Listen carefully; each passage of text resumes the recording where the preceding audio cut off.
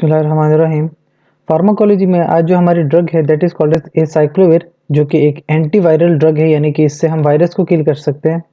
तो सबसे पहले इस ड्रग का मैकेनिज्म ऑफ एक्शन देखते हैं कि इस बेसिकली ड्रग अगर बॉडी में जाए तो किस तरह से काम आती है। तो it interferes with the DNA polymerases to inhibit DNA replication via chain termination. इसका मतलब ये होता है कि ये ड्रग जाती है और फिर ये हमारे सेल्स के अंदर जब वायरस आ जाते हैं तो वायरस हमारे सेल्स के डीएनए के साथ अपना डीएनए बनाने की कोशिश करते हैं। तो ऐसा प्रोसेस करने के लिए उनको एक एंजाइम की रिक्वायरमेंट है जिसको कहते हैं डीएनए पॉलीमरेजेस। तो हमारी ड्रग जो है डीएनए पॉलीमरेजेस को जाके इनहिबिट कर देती है। तो जब डीएनए पॉलीमरेज इनहिबिट हो जाता है, इसकी वजह से वायरस अपना डीएनए रेप्लिकेट नहीं कर सकता, और जब वायरस डीएनए रेप्लिकेट नहीं कर पाता तो जो डीएनए की चेन बनती है वो वहीं पे टर्मिनेट हो जाती है और वायरस की जो रिप्रोडक्शन है वो खत्म हो जाती है। तो एसाइक्लोविर इस तरीके से वायरस को जो है उसकी रेप्लिकेशन को रोक देती है। इसकी फार्माकोकाइनेटिक्स की बात करें तो एब्जॉर्प्शन इसकी पर ओरल अगर हम लेते हैं टैबलेट या कैप्सूल की फॉर्म में तो 15 to 30% ये एब्जॉर्ब हो जाती है। इसके अलावा पैरेंटरल भी ये ड्रग आती है।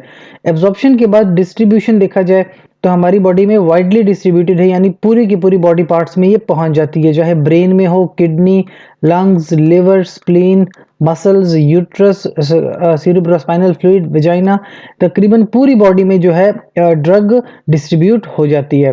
प्रोटीन बाइंडिंग देखी जाए तो प्लाज्मा प्रोटीन बाइंडिंग है 9 to 33%, यानी ज्यादातर फ्री ड्रग रहती है। और आपको पता है जब भी कोई ड्रग फ्री ड्रग उसकी ज्यादा कंसंट्रेशन रहे तो उसका जो हाफ लाइफ होती है वो कम हो जाती है। तो हाफ लाइफ अगर देखी जाए तो 4 आवर्स है न्यूनेट्स में, 2 to 3 आवर है चिल्ड्रन में, और 3 आवर्स तकरीबन एडल्ट्स में होती है, क्योंकि ज्यादातर ड्रग फ्री रहती है। तो मेटाबॉलिज्म इसकी लिवर से होती है और एक्सक्रीशन इसकी यूरिन से होती है। तो ये होती है इस ड्रग की फार्माकोकाइनेटिक्स। डोजेज फॉर्म और स्ट्रेंथ की बात करें तो इंजेक्टेबल सॉल्यूशन की फॉर्म में आती है, 50 mg पर ml में आती है। इसके अलावा इंजेक्शन जो कि लाइफोलाइज्ड होते हैं, यानी कि पाउडर की फॉर्म में अगर देखें तो 500 mg पर वायल या 1000 mg पर वायल। ओरल सस्पेंशन की फॉर्म में आती है 200 mg पर 5 ml। टैबलेट में भी आती है 400 mg और 800 mg में। कैप्सूल में आती है 200 mg में।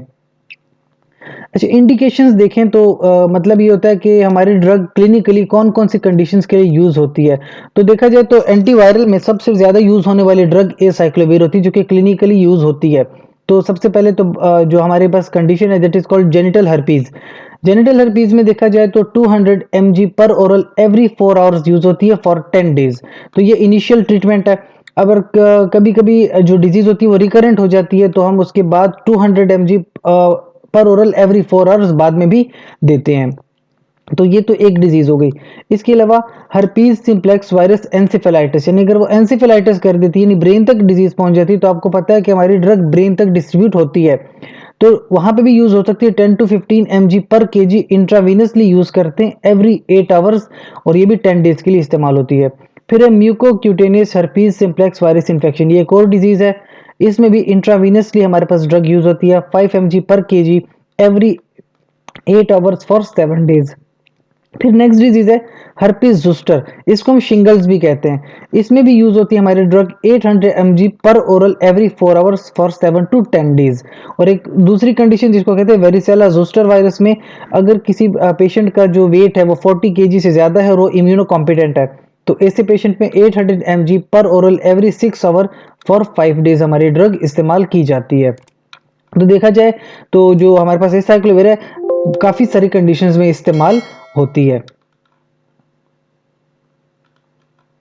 कॉन्ट्राइंडिकेशंस देखें कि कौन सी कंडीशंस हैं जिसमें हमारी ड्रग इस्तेमाल नहीं होती। तो एक तो हाइपर सेंसिटिविटी है, जिसमें हमारी ड्रग कभी भी हमने यूज नहीं करनी होती। एडवर्स इफेक्ट देखें तो nausea, vomiting, diarrhoea, headache, abdominal pain और एग्रेशन या कंफ्यूजन, ये इसके एडवर्स इफेक्ट्स होते हैं।